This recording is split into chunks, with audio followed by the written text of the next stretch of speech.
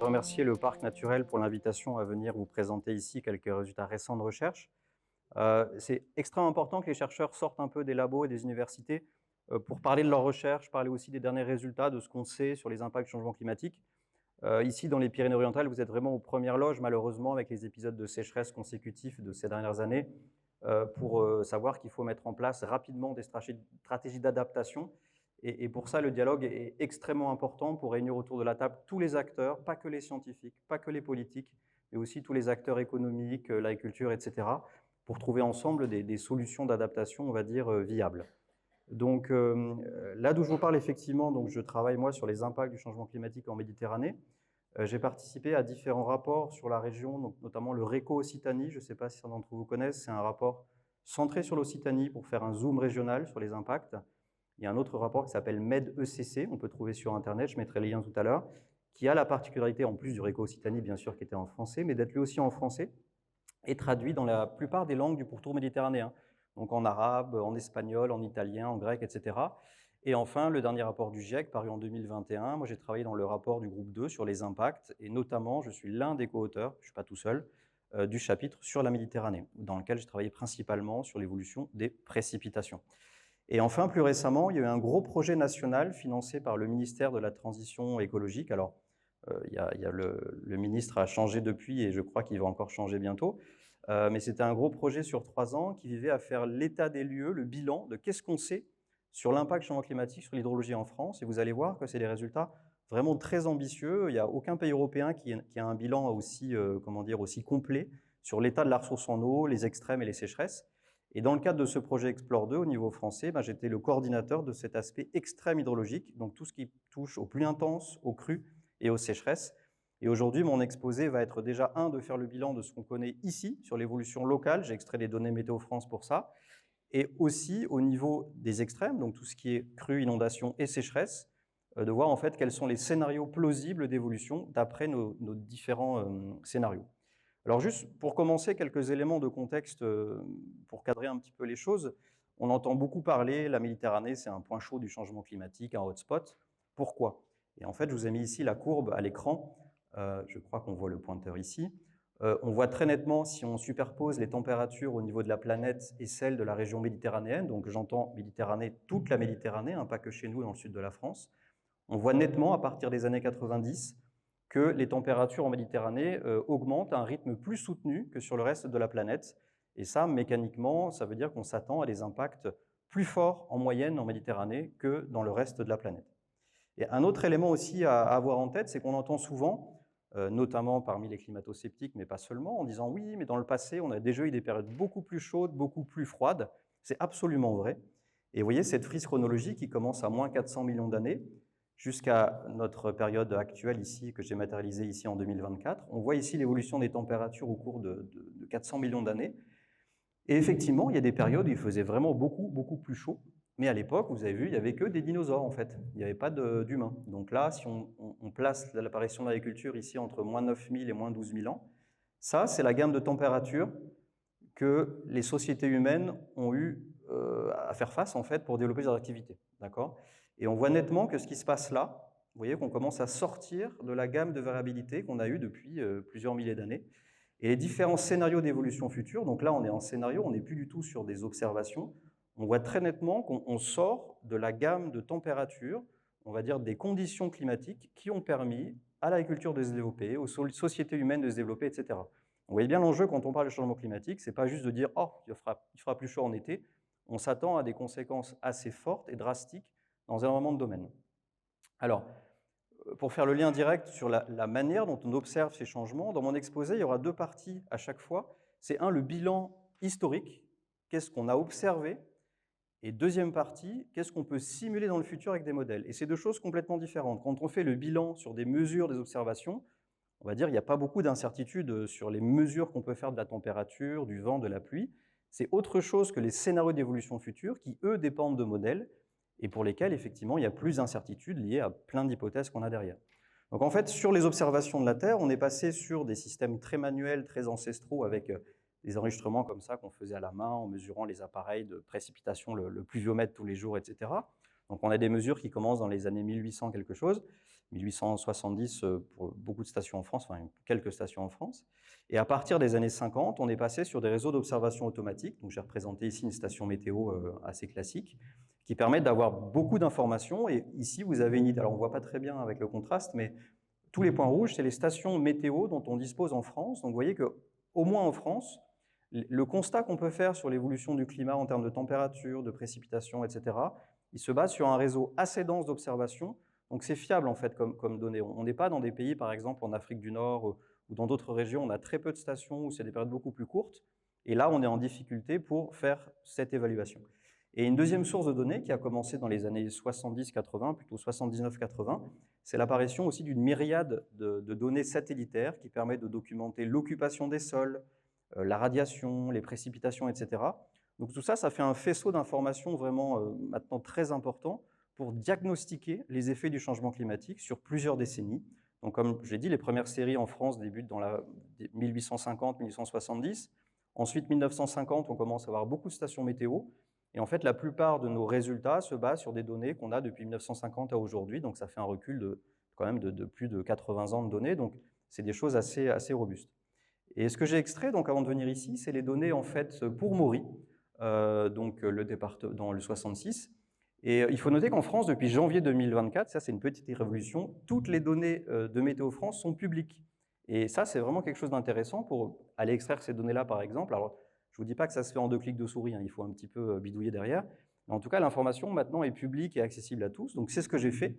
J'ai extrait les données de température, de précipitation annuelle, les cumuls, les extrêmes journaliers, la neige, l'humidité du sol et l'évapotranspiration, donc correspondant à la commune de Maury, donc issue de cette base qui s'appelle CIM de Météo France. Alors qu'est-ce qu'on observe ici localement? Vous voyez, les 3 courbes ici, notamment, montrent les températures moyennes, maximales et minimales. Et on voit, comme partout en France, une augmentation des températures qui devient plus marquée autour des années 80-90 ici. Voilà, donc minimale, moyenne et maximale.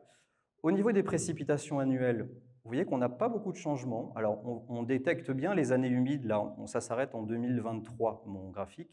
On voit bien les 2 dernières années qui ont été, les 3 dernières années même qui ont été assez sèches. Mais globalement, sur le long terme, on n'observe pas de tendance marquée à la baisse des précipitations. Et ça, ce résultat, il est quasiment généralisable à l'ensemble de la Méditerranée. Je ne parle même pas du sud de la France, mais tout le pourtour méditerranéen. En fait, on observe une forte variabilité interannuelle, qu'on peut voir ici, avec des cumuls qui descendent entre 400 et 1000 mm. C'est quand même beaucoup, hein, dans des zones comme Paris ou Brest. Il pleut d'une manière beaucoup plus régulière d'une année à l'autre. Et en fait, en Méditerranée, on a surtout ce phénomène de variabilité qui est très marqué, qui est caractéristique de notre climat méditerranéen, mais on ne peut pas trouver vraiment de tendance à la baisse des précipitations. Alors là, vous allez me dire, il y a un petit problème, on parle de sécheresse, etc., c'est n'importe quoi ce que vous racontez. C'est qu'en fait, il faut prendre en compte un autre paramètre que j'ai mis ici, qui est l'évapotranspiration. Donc qu'est-ce que c'est? L'évaporation, c'est tout simplement l'évaporation de l'eau, par exemple, à la surface des lacs, au niveau du sol aussi, et la transpiration, donc par les plantes, comme nous, quand il fait chaud, les plantes, ça transpire.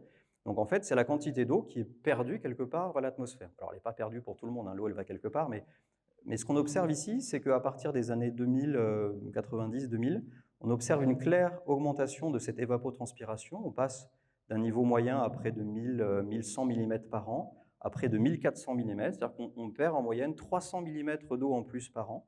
Et donc ça veut dire, au niveau des sols, mécaniquement, même si la pluie n'évolue pas beaucoup autour du temps, si on perd de plus en plus d'eau par évaporation et évapotranspiration, mécaniquement, on va créer de plus en plus fréquemment des conditions de sécheresse.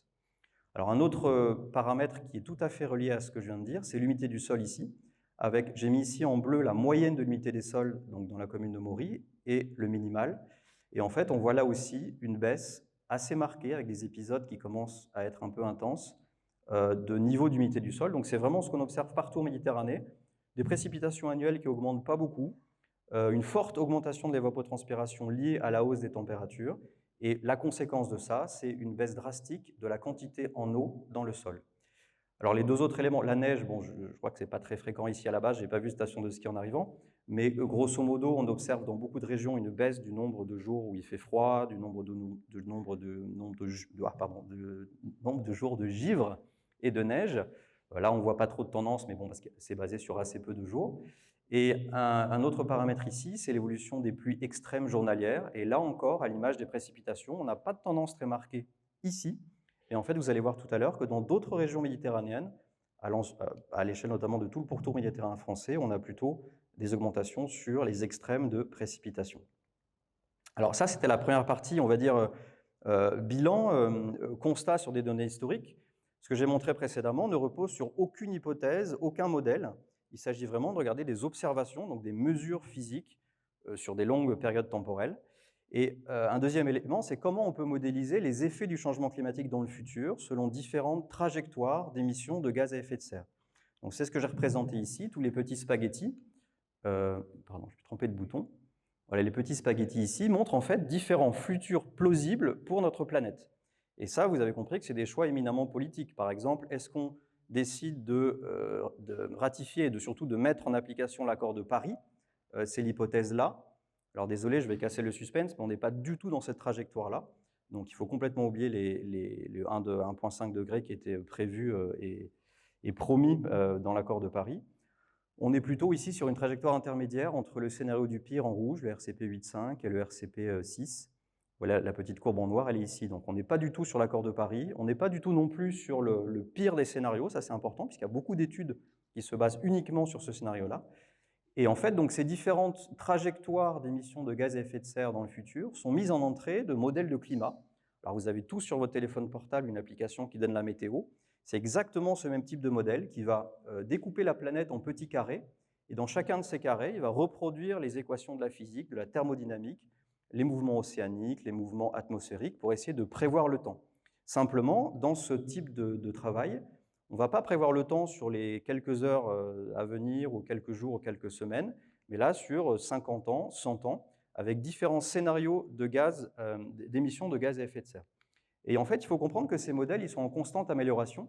Il y a 30 ou 40 ans, la taille de ces petits pixels en gris, le carré qu'on voit, c'était de l'ordre de 3 à 400 km. Donc on était quand même bien embêté pour aller regarder, par exemple, ici à Maury ou à Perpignan, l'évolution du climat, puisque 300 km de résolution, vous savez qu'on prend un bout des Pyrénées avec, vous voyez, c'est quand même très lissé. Et en fait, il faut comprendre que ces modèles sont en perpétuelle amélioration. Et maintenant, on arrive à des modèles jusqu'à l'échelle du kilomètre. Donc, ils travaillent à l'échelle horaire, donc ils permettent de reproduire notamment la convection, les phénomènes d'orage, à très petite échelle. Et vous comprenez bien qu'à l'échelle du kilomètre, on peut maintenant se permettre de faire des scénarios d'évolution probable du climat à des échelles beaucoup plus fines et du coup beaucoup plus adaptées à la gestion locale pour l'adaptation derrière.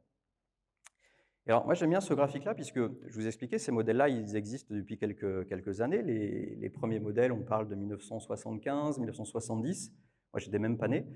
Et en fait, pour s'assurer de la fiabilité de ces modèles, en disant est-ce qu'ils nous racontent n'importe quoi ou finalement est-ce qu'ils étaient déjà bons à l'époque, même en étant très très simples et à des résolutions très grossières, et bien en fait, en regardant les scénarios faits à l'époque, donc les différentes courbes ici sont superposées avec le signal sur l'évolution de la température de la planète qu'on a mesuré, et bien en fait, on s'aperçoit que même ces vieux modèles qui avaient vraiment des hypothèses peut-être beaucoup plus comment dire, laxistes ou des représentations de processus beaucoup moins résolus que dans les modèles actuels, et ben on s'aperçoit qu'ils sont pas dans les choux. Enfin, ils n'étaient pas dans les choux à l'époque. Il y a 40 ans, on arrivait déjà à estimer quel allait être le climat aujourd'hui, en 2024. Donc ça met en perspective un petit peu aussi les critiques qu'on peut faire sur ces modèles. Ça reste des modèles, je suis d'accord avec vous, ce ne sont pas des observations, ce n'est pas des mesures physiques, ça reste une projection climatique. Mais on peut voir avec ce graphique-là que les modèles, dans le passé, ne se sont pas trop trompés sur l'évolution du climat et des températures telles qu'on les observe aujourd'hui. Alors, j'ai parlé en introduction de ce projet Explore 2 qui était assez inédit en Europe, puisque c'est une commande du ministère de la Transition écologique et solidaire, il ne faut pas se tromper sur l'acronyme. Et l'idée, en fait, c'est d'avoir un volet scientifique, effectivement, donc tout un consortium de laboratoires, dont le mien. On a travaillé ensemble pour faire des projections climatiques, mais surtout avec un volet accompagnement des utilisateurs, avec beaucoup d'acteurs autour de la table, notamment des EPTB, agences de bassin, même des entreprises, en fait, des bureaux d'études qui sont amenés ensuite à utiliser cette information pour faire des études d'impact au niveau local. Et l'idée, c'était de co-construire en fait les indicateurs, les résultats de ce projet pour qu'il soit ensuite accaparé par les gens et que ce ne soit pas juste encore un joli projet scientifique sur étagère pour faire des livres ou des choses qui ne sont pas trop vulgarisées. Donc là, je présente grosso modo ce qu'on a fait, donc utiliser des scénarios d'émissions de gaz à effet de serre, ce que j'ai présenté tout à l'heure, différents modèles de climat à haute résolution, des modèles hydrologiques pour simuler en fait l'évolution du climat sur tous ces points-là. Vous voyez bien qu'il y en a un paquet sur la France, il y en a 3800. Donc là, en fait, c'est tous ces points verts, c'est les points pour lesquels on peut aller sur Internet et récupérer les infos. Donc, slide d'après, je vais vous montrer sur l'Agly. J'ai été chercher les données pour le fleuve Agly. Donc, vous voyez qu'on a un maillage très très fin du territoire français et donc en fait des informations assez proches des enjeux locaux. On n'est pas sur des pixels, comme j'ai dit tout à l'heure, de 300 ou 400 km de résolution. Alors, il y a beaucoup de résultats dans ce projet-là. Juste une petite diapo unique pour parler des principaux messages. Alors, ce qu'on observe globalement, là, ce sont les changements en été des débits des cours d'eau en France. Et tout ce qui est dans le marron, ça indique une diminution de l'ordre de moins 10 à moins 50%. Si je ne me trompe pas, sur la carte, vous ne voyez que du marron. Et ça, c'est un résultat marquant du projet, c'est que les débits de tous les cours d'eau en France, alors même les petits et même les grands, on parle du Rhône notamment, je crois qu'il y a des projets pour détourner l'eau du Rhône pour alimenter certaines régions, dont ici. En fait, on s'attend à une baisse généralisée de tous les cours d'eau en France, liée à la fois à une baisse des précipitations dans certaines régions, mais aussi et surtout une augmentation très très forte de l'évapotranspiration, comme je l'ai montré précédemment. Alors, au niveau des débits annuels, cette fois-ci, donc en prenant non pas les débits que pendant la période estivale, mais pendant toute l'année, y compris l'hiver, là, on a un signal plus mitigé, c'est ce qui est marqué en vert ici, avec globalement pas de changement sur la moitié nord de la France.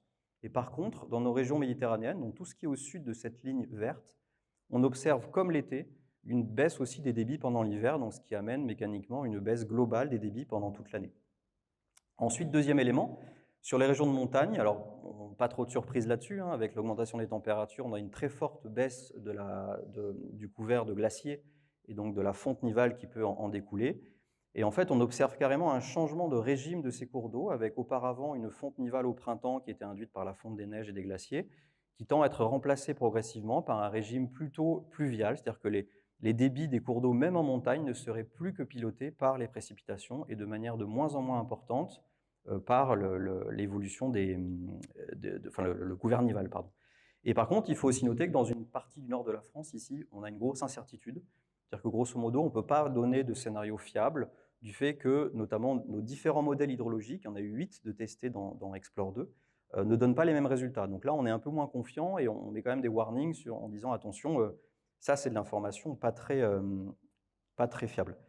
Pourquoi j'ai ça ? Je reviendrai après là-dessus, mais je voulais parler de ça avant. Je ne sais pas pourquoi j'ai mis ça là. Voilà, juste pour présenter ces résultats Explore 2, donc ils sont présentés sous différents rapports, j'en ai mis 4 ici, sur l'évolution des régimes, l'évolution du souterrain, le scénario, les extrêmes ici que j'ai pilotés. Donc tout ça, c'est disponible en ligne, hein. Vous avez un QR code ici, mais je pense que la présentation pourrait être partagée ultérieurement. Donc tout ça, c'est accessible en quelques clics de souris et ça a été fait pour être diffusé. Ce n'est pas du tout uniquement des résultats scientifiques très techniques, ces rapports-là peuvent être lisibles à peu près par tout le monde. Et surtout, donc là j'ai sorti les résultats pour l'Agly par exemple, on a tout un ensemble de fiches stations. Donc vous avez vu la carte de France tout à l'heure avec les 3800 points verts. Et bien pour chacun de ces points, on peut télécharger une fiche station. Là j'ai pris celle de l'Agly, alors j'ai mis une seule des figures, il y en a plein, c'est sur 2 pages. Et en fait on documente sur ces fiches toute l'évolution qu'on connaît des ressources en eau. Donc là, j'ai tracé uniquement l'évolution des débits au cours de l'année selon différents scénarios, donc qui sont représentés ici. Je ne vais pas rentrer en détail, mais juste pour expliquer que c'est graphique, c'est vulgarisé, c'est fait pour être utilisable par tout un chacun ou presque. Donc ça, c'est disponible sur 2 sites, Drias Climat pour uniquement les scénarios climatiques et Drias Eau, sur lequel vous allez avoir accès à ces fiches.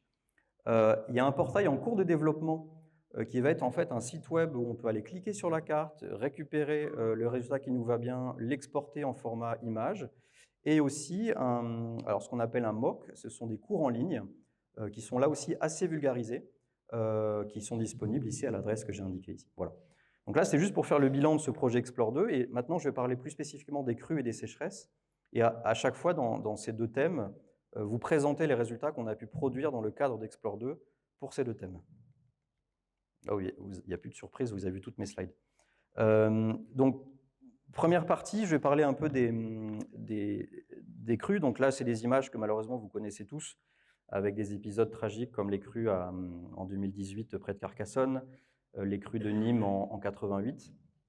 Alors, je vous ai présenté tout à l'heure sur l'évolution des pluies intenses à Maury.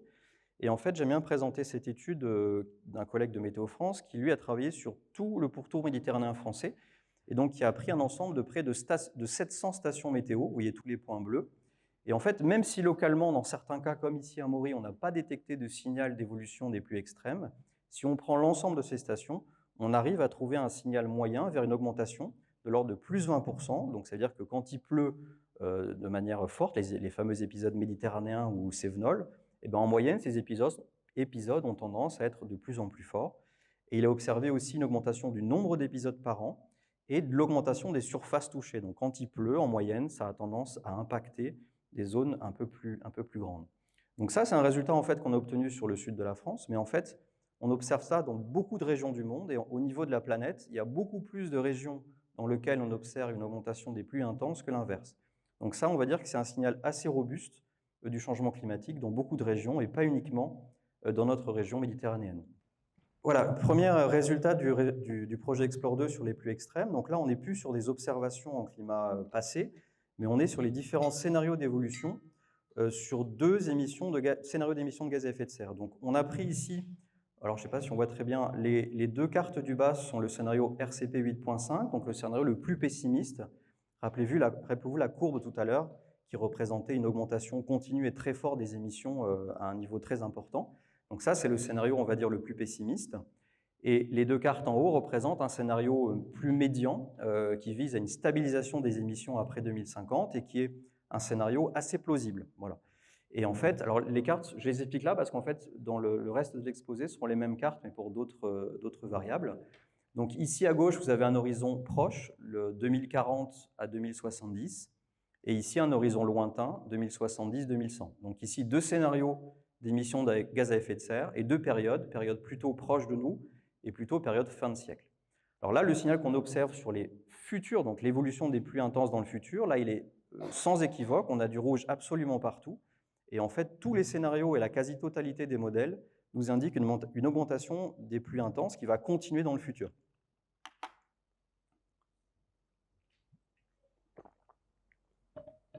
Pardon. Et alors, ce qu'on observe au niveau de la convergence entre les modèles, puisque là, il faut comprendre que pour chacune des cartes, on a un ensemble de 17 modèles qui vont nous donner plusieurs futurs plausibles. Et en fait, le but du jeu, c'est que plus on a un nombre de modèles qui nous donnent le même résultat, plus on a confiance dans les résultats, plus on parle de robustesse. Et en fait, c'est ce que les cartes représentent ici. Et on voit notamment qu'une des régions pour lesquelles il y a assez peu de robustesse, c'est tout le pourtour ici méditerranéen dans le sud de la France, y compris ici à Drogaronne. Donc c'est-à-dire qu'on a un signal moyen vers une augmentation, mais finalement assez peu fiable. On n'est pas absolument certain que cette hausse va se produire. Voilà, c'est comme ça qu'il faut interpréter ces résultats. Et les hausses qu'on observe dans ces différents modèles vont de plus 10 à plus 30% selon le scénario. Mais globalement, le message qu'il faut retenir, c'est que les pluies intenses ont augmenté depuis 50 ans et elles vont assez probablement continuer à augmenter dans les scénarios futurs. Alors, quand on parle de pluies intenses, le lien logique qu'on fait assez rapidement, c'est l'évolution des crues, en disant bah oui, s'il pleut de plus en plus fort, on va avoir des inondations. Alors ça, c'est pas vrai du tout. Et vous allez voir après qu'on observe, en fait, je vais même le montrer tout de suite. Là, c'est une carte, c'est une revue publiée dans un article dans Nature qui fait un bilan de l'évolution des crues à l'échelle de l'Europe. Et ce qu'on observe, c'est globalement une augmentation des crues uniquement pour la partie nord de la France, Angleterre, Allemagne, un petit bout de la Pologne. Par contre, dans les régions du sud, Méditerranée, donc ouest, Espagne, Italie, Grèce, alors ici, on n'a pas beaucoup de signal, mais c'est plutôt un biais de l'étude, c'est parce qu'ils n'avaient pas beaucoup de stations chez nous. C'est pour ça, il faut prendre ça avec des pincettes. Mais globalement, ce qu'on observe, c'est qu'il y a un paradoxe, c'est qu'on a une augmentation forte des précipitations extrêmes globalement sur la planète, mais dans une majorité de régions du globe, on n'observe pas du tout d'augmentation des crues, des inondations, et au contraire, plutôt une diminution. C'est ce qu'on observe en tout cas en Méditerranée. Et comment on peut expliquer ce phénomène? C'est qu'en fait, il faut comprendre que quand une pluie arrive, une pluie intense, quand il pleut 100, 150, 200 mm, 300 mm, tout dépend du type de sol que cette pluie va rencontrer. Donc si l'augmentation des pluies intenses se produit sur des sols urbains, donc imperméables, là j'ai mis une rue de Montpellier par exemple, vous voyez des pavés, tout est jointé, etc. Imaginez un parking de supermarché, quand il pleut fort dessus, il n'y a quasiment rien qui s'infiltre, toute l'eau s'écoule. Donc assez mécaniquement, dans ces régions-là, dans ces zones-là, on s'attend à ce que l'évolution des pluies intenses entraîne une augmentation d'inondations. Par contre, dans les sols naturels, ici, ou les sols cultivés, En fait, on va avoir des réponses hydrologiques, c'est-à-dire la manière dont les sols vont accueillir l'eau et soit leur permettre de s'infiltrer, soit ruisseler, va fortement dépendre de ce couvert au niveau du sol. Donc bien sûr au niveau de la pente, toutes les zones de montagne, il va y avoir très très peu d'infiltration, mais aussi tous les sols avec une végétation très développée, de l'herbe, etc., en fait, va freiner les écoulements et favoriser l'infiltration. Et dans le cas des sols cultivés, on a plein d'effets très différents. Et même au niveau des pratiques culturales pour un même couvert végétal, là par exemple, on a des vignes, selon les pratiques culturales qui vont être employées, on peut avoir des ruissellements très différents entre un sol comme ici, laissé à nu, donc qui va favoriser l'érosion des sols, le ruissellement rapide, et si on laissait par exemple une couverture d'herbe basse, ça serait de nature à conserver les sols, réduire le ruissellement, favoriser l'infiltration. Donc on voit bien, même pour un type de culture donnée, un type d'occupation du sol, on peut avoir des réponses hydraulogiques très différentes. Voilà. Et donc c'est ce qui explique en grande partie le fait qu'il y a un décalage fort entre l'évolution des pluies intenses et l'évolution des crues. Alors là justement, pour parler des crues dans le rapport Explore 2, j'ai sorti les résultats pour le sud de la France. Alors ici, rappelez-vous les cartes que j'ai montrées tout à l'heure sur l'évolution des pluies extrêmes. Ce sont les mêmes cartes ici, simplement pour l'aléa crue. Donc ici, on a pris une crue en moyenne qui arrive une fois tous les 20 ans. Donc ça reste une crue quand même assez costaud. Et en fait, rappelez-vous tout à l'heure le graphique sur les pluies intenses, il y avait du rouge partout. Là, est-ce qu'il y a du rouge partout? Voilà. Donc ça, en fait, c'est le même graphique appliqué aux crues. Et la conclusion, c'est qu'en France, il n'y a aucun signal robuste dans nos modèles qui indique une augmentation des crues. Et vous voyez qu'on a quand même pas mal de bassins. On a tous les bassins ici, des PO, l'Aude, l'Hérault. Enfin, le niveau de finesse du résultat est assez... C'est des petits bassins au maximum, je crois qu'ils font 64 km². Donc on a quand même différentes tailles de bassins. Et globalement, en fait, il n'y a pas du tout de consensus dans nos modèles pour dire que l'augmentation des pluies intenses dans notre région va induire une augmentation du ruissellement et des crues fluviales. Par contre, le message aussi à noter, c'est qu'en milieu urbain, là par contre, on s'attend à une hausse mécanique de l'aléa ruissellement du fait de l'augmentation des pluies intenses. Mais là, c'est un signal au niveau, ce que je montre sur cette carte, c'est l'évolution au niveau des crues dans les cours d'eau. Alors là, ça sera des éléments peut-être pour alimenter les discussions tout à l'heure, mais finalement, face à ces évolutions à la fois des pluies intenses et des crues, alors qui n'évoluent pas forcément, mais les crues, on les subit quand même de manière régulière dans nos régions méditerranéennes, qu'est-ce qu'on peut faire pour limiter les impacts et les dégâts de ces épisodes? Alors, il y a les mesures structurelles que j'appellerais de grande ingénierie. Là, j'ai mis à l'écran le barrage Hoover à côté de Las Vegas aux États-Unis. Donc, pendant une époque, on a pensé que construire des gros barrages gigantesques, ça allait nous sauver à peu près tous les aléas. Sauf qu'en fait, maintenant, le paradigme a complètement changé sur les protections au niveau des crues, parce qu'un grand barrage ou une digue va nous protéger jusqu'à ce qu'elle cède. Et là, souvent, on a des effets cumulatifs qui sont des fois beaucoup plus importants que s'il n'y avait pas eu de barrage. Il y a un exemple tragique qui a eu lieu il n'y a pas longtemps, il y a un an, en Libye, à Derna, où en fait on a une pluie, un épisode méditerranéen qui a traversé d'abord une partie de la Grèce et qui s'est ensuite localisé sur le nord de la Libye, vers Tripoli, enfin à l'est de Tripoli, Derna. Et en fait, dans cette ville, donc il a plu à peu près 400 mm. Alors 400 mm, c'est beaucoup, mais ce n'est pas exceptionnel. En Méditerranée, on a connu plus. Les crues de Nîmes en 2002, c'était 600 mm. On a eu dans l'Hérault, il n'y a pas longtemps, je crois que c'était en 2022, on a eu 700 mm en amont, pas loin du Montégoal. Donc en fait, ce n'est pas des chiffres absolument extraordinaires, sauf que dans le cas de la Libye, on a eu un barrage et un second barrage qui ont cédé, et on a comme tragique conséquence une vague, je crois, qui a fait 6 mètres de haut dans la ville, et je crois qu'on a déploré autour de 6 ou 7 000 morts. Donc on voit bien ici que l'aléa naturel, l'aléa précipitation n'était pas complètement extrême, complètement inédit. Par contre, les conséquences ont été largement aggravées par la présence de barrages qui, dans ce cas particulier, n'étaient pas entretenus. Enfin, il y avait tout un contexte derrière. Donc en fait, voilà, on est passé sur des mesures de protection avec des gros barrages, des digues partout, à des mesures beaucoup plus, distribuées sur le territoire, de petite échelle, mais dont les effets combinés, en fait, peuvent être très intéressants. Alors on parle beaucoup des mesures de désimperméabilisation des sols, comme on voit ici un parking qui peut être en partie végétalisé pour favoriser l'écoulement local.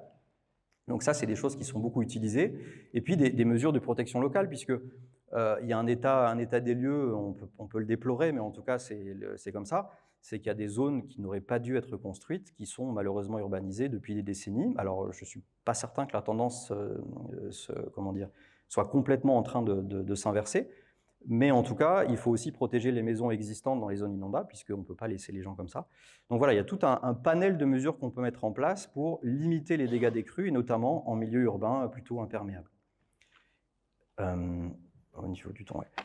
Et deuxième et dernier volet, je vais vous parler de l'impact du changement climatique sur les sécheresses. Donc, on a tous en tête ces images des sécheresses récentes qui induisent donc des risques de feux de forêt beaucoup plus importants, et notamment dans des régions en France qui auparavant n'étaient pas aussi soumises que nos régions méditerranéennes aux feux de forêt. Je parle notamment du sud-ouest ou par exemple de l'est de la France. On a aussi ces images de cours d'eau donc, qui deviennent secs une partie de l'année alors qu'avant c'était des cours d'eau permanents, et aussi des niveaux bas de barrages et réservoirs en haut à droite, et aussi les conséquences bien évidemment sur la végétation. Ici, on a des oliviers complètement grillés, puisque même les plantes méditerranéennes en fait, ont des seuils au-delà desquels en fait, ils ne peuvent plus survivre. Donc on parle de la vigne, on parle de l'olivier, on parle de plein de plantes typiquement méditerranéennes, mais qui, au-delà d'un certain seuil critique de sécheresse, eh bien, vont aussi mourir.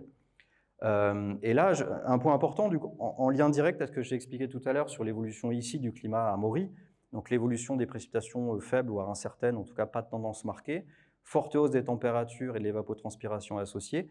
En fait, il faut bien comprendre que ce sont ces deux mécanismes associés qui induisent un risque plus important de sécheresse en Méditerranée, avec d'une part donc, une baisse des précipitations, mais seulement dans certaines régions.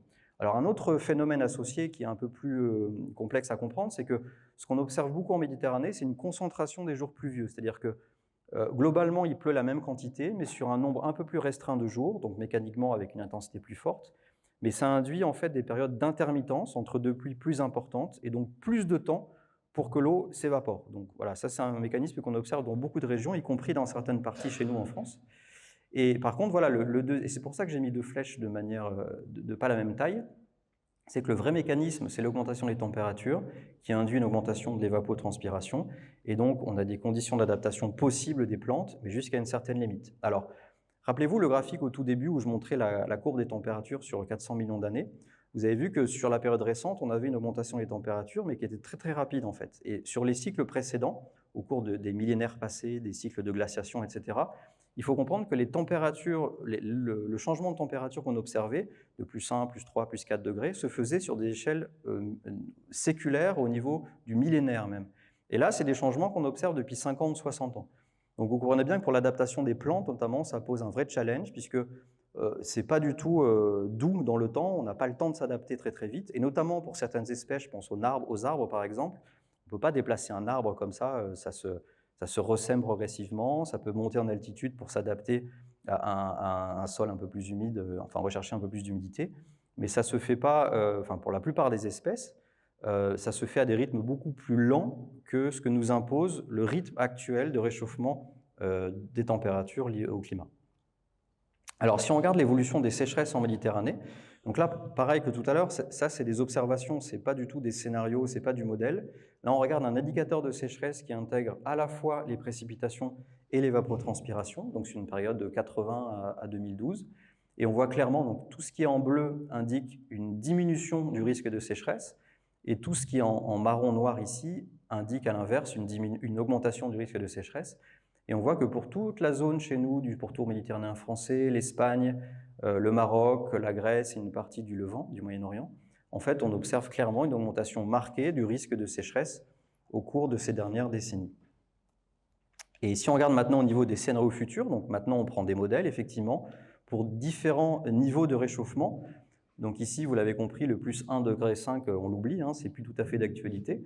Mais là, si on regarde à plus 2 degrés ou plus 4 degrés, pour deux types de sécheresses, donc des sécheresses qui durent 6 mois ou 48 mois, donc sécheresse de 6 mois, globalement, ça peut être un été anormalement sec, ou un hiver aussi, mais c'est des sécheresses assez courtes, et donc qui laissent la possibilité à la saison suivante de ramener de l'eau éventuellement avec la variabilité naturelle du climat. Et à droite, par contre, c'est les sécheresses qui durent, donc celles que malheureusement on observe ici dans les PO depuis quelques années, et aussi de l'autre côté, niveau Catalogne. Et en fait, on observe pareil, du rouge partout. Alors, c'est d'autant plus rouge que le degré de réchauffement au niveau global est marqué. Donc ça, c'est une conséquence importante. Ça veut dire que si on fait des efforts pour réduire nos émissions de gaz à effet de serre, on peut aussi réduire les conséquences des sécheresses et de certains aléas climatiques.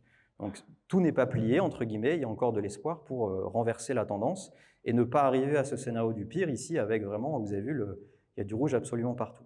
Et j'insiste sur les sécheresses puisque dans le rapport du GIEC, le chapitre sur la Méditerranée, il a été écrit que c'est le risque majeur en Méditerranée avant les pluies intenses, les sécheresses, les vagues de chaleur, etc. Mais vraiment, les sécheresses, ça a un impact très important, notamment puisque ça va impacter de manière très importante les rendements agricoles, notamment dans les régions ici au Maghreb. Et la Méditerranée étant déjà le premier cimetière marin au monde avec l'immigration, etc. Et voilà, on peut s'imaginer dans le futur tous les chocs socio-économiques que vont impliquer des disparitions assez rapides de certaines espèces végétales dans certaines régions. Et voilà, donc ça, c'est des points à garder en mémoire. Et là, si on rezoome sur la France, donc le même type de scénario, mais cette fois-ci zoomé sur la France, donc un résultat encore du projet Explore 2. Ici, j'ai mis les sécheresses météo, donc simplement les déficits en précipitation pour l'hiver et l'été, et les sécheresses au niveau du sol. Alors pareil que tout à l'heure, le scénario, d'ailleurs une erreur ici, c'est le scénario ici, comment dire, le plus pessimiste, je dis des bêtises, excusez-moi, je dis des bêtises. Là, c'est le scénario le plus pessimiste, parce que sinon, ça ferait 4 cartes. Ça ferait 4 cartes de plus. Donc, ce qu'on voit ici, c'est les évolutions pour 2070-2100, pour l'été, l'hiver, donc ici l'hiver, ici l'été. Et ce qu'on observe globalement, c'est qu'au niveau des sécheresses météo et au niveau du sol, alors on est dans le jaune partout, c'est-à-dire qu'on a une augmentation, certes en France, mais qui est assez modérée. Donc, le signal pour l'hiver, on peut dire qu'il n'est pas très très fort. Il y a un petit signal un peu plus marqué pour les sécheresses du sol dans la partie sud de la France ici, mais globalement, c'est beaucoup moins important que ce qu'on observe en été. Vous avez vu ici, l'été, c'est quand même rouge de manière très importante un peu partout. Et donc là, on voit clairement qu'il y a un signal très très marqué dans le futur sur les différents scénarios d'émissions de gaz à effet de serre, à une augmentation très très importante des sécheresses du sol, et notamment en été. Donc là, on parlait des sécheresses météo au niveau des déficits pluviométriques, des sécheresses du sol au niveau du niveau d'humidité des sols. Et là, si on passe aux sécheresses hydrologiques, donc au niveau des cours d'eau, là, ce qu'on a regardé, par exemple, c'est un indicateur qui s'appelle le QMNA5. Alors, c'est un peu du jargon, désolé, mais c'est le débit minimal qu'on observe dans un cours d'eau en moyenne une fois tous les 5 ans. Donc, ça reste un indicateur assez extrême puisque c'est peu courant. Et donc là, ce qu'on observe, de manière très très cohérente à ce que j'ai montré précédemment, pareil du marron partout, c'est-à-dire que cet indicateur est amené à baisser de manière très importante dans la quasi-totalité des cours d'eau du sud de la France, du pourtour méditerranéen. Donc on voit du marron absolument partout, sauf dans quelques zones nord-est, dans les Alpes ici, où en fait c'est l'augmentation du débit nival en fait, qui va compenser quelque part le déficit hydrique au niveau du cours d'eau. Donc là, précédemment, c'était le signal de changement, donc en pourcentage. Et ça, cette carte, ça montre la convergence des modèles. Et alors, il faut comparer cette carte avec la carte que j'ai montrée précédemment sur les crues, où là, il n'y avait pas beaucoup, voire pas du tout de convergence. Là, vous voyez qu'elle est complètement marron ou noir partout, c'est-à-dire que l'ensemble des modèles vont dans le même sens. Donc, malheureusement, c'est un signal très robuste. Voilà. Et je vais finir là-dessus. Donc, quelle solution à l'image des crues, il y a pas mal de discussions à avoir sur collectivement comment on s'adapte à ces changements. Alors, j'ai mis, je devais savoir ce que c'est, on en a parlé beaucoup, les fameuses bassines. Je ne rentre pas dans le débat. L'idée, c'est juste de présenter, et c'est exactement l'approche qu'on a eue dans le rapport du GIEC, c'est de présenter tout un panel de solutions d'adaptation. Ensuite, il y a des choix à opérer, et c'est des choix sociétaux, politiques. Donc, mais en fait, on peut opposer quand même, un peu à l'image des barrages tout à l'heure que j'ai montré pour les crues, on peut opposer les choix, on va dire, de grande échelle, avec beaucoup d'ingénierie derrière, beaucoup de besoins, notamment énergétiques, etc., avec des mesures de petite échelle. Alors là, j'ai pris des exemples de ce qu'on observe au Maghreb. Je pourrais préciser, mais je travaille au Maghreb depuis 15 ans, j'ai habité 3 ans au Maroc, donc je connais beaucoup ces systèmes-là, notamment d'irrigation à des petites échelles. Donc ici, on a des canaux, par exemple, qui vont amener l'eau à différentes parcelles. On a aussi des petits barrages. Alors, ce n'est pas des gros barrages, on va appeler ça des retenues collinaires qui vont permettre de ralentir les écoulements au niveau de la surface, de recréer du sol. Là où vous voyez les terrasses, en fait, c'est ouvert. Donc là où il y aurait pu y avoir de l'eau qui ruisselle, des pentes complètement à nu avec des cailloux partout, on peut permettre de refaire des petits milieux favorables à la végétation. Ça ralentit les écoulements, donc ça permet la réinfiltration de l'eau dans le sol. Donc ça peut aussi, par ailleurs, réduire les dommages lors de crues. Donc en fait, on peut opposer peut-être deux types de mesures, des mesures de grande échelle, les grands barrages, les grands forages, etc., avec une myriade de solutions locales d'adaptation. Ça, c'est des mesures qui peuvent être faites à l'échelle de chaque exploitation ou presque des parcelles, et qui sont pareilles de manière similaire à ce que j'ai dit tout à l'heure sur les crues. C'est des solutions peut-être beaucoup plus résilientes parce qu'elles sont maillées sur le territoire. Si tout le monde dépend d'une seule grosse bassine et que la bassine perd son eau, et ben en fait, tout le monde est impacté, alors que c'est assez peu probable que l'ensemble des réservoirs partout sur un territoire soient impactés simultanément. Et je vais finir sur un petit résultat intéressant que j'ai obtenu en discutant avec un collègue espagnol il y a pas longtemps. Il vient de faire une étude sur les pertes en eau par évaporation des barrages en Espagne. Alors en Espagne, il y en a pas mal de barrages. Et en fait, il a calculé que la quantité d'eau qui s'évapore de tous les barrages en Espagne, c'est équivalent à la quantité d'eau domestique utilisée par an en Espagne. Donc, juste par évaporation, ils perdent autant d'eau que l'eau domestique. Alors, je ne parle pas de l'eau pour irrigation agricole, qui représente 80% des usages. En tout cas, tout ce que les gens consomment pour se laver, pour boire, etc., c'est la quantité qui est perdue dans l'atmosphère. Et il conclut son analyse par un autre résultat que je trouve encore plus marquant, c'est qu'il explique que le principal facteur d'augmentation de cette perte en eau par les barrages par évaporation, ce n'est pas le changement climatique, ce n'est pas l'évolution des températures qu'il estime à peu près plus 20%. C'est en fait la construction de nouveaux barrages, puisque là-bas, dans beaucoup de régions, ils se disent pour adapter l'agriculture, etc., on va construire de plus en plus de barrages, et mécaniquement, on va observer une augmentation très importante des pertes en eau, puisque rappelez-vous, l'évapotranspiration augmente de manière très importante en lien avec les températures. Donc, vous voyez, ça ouvre le débat un petit peu sur les pistes d'adaptation. Qu'est-ce qui est durable au long terme et qu'est-ce qui est plutôt des solutions de court terme pour donner l'impression qu'on va mettre un système en place qui marche et qui va sauver tout. Et en fait, finalement, on aurait des effets délétères, pas dans 150 ans, mais dans des horizons beaucoup plus proches. Voilà. Donc ça, je l'ai déjà montré, je ne vais pas répéter. Donc là, juste, j'ai mis les liens sur les rapports du GIEC à gauche, le rapport MEDEC à droite. MEDEC, c'est le rapport dont j'ai parlé tout à l'heure, qui est traduit dans plein de langues, en français, mais aussi en espagnol, si vous voulez. Voilà. Et merci pour votre attention.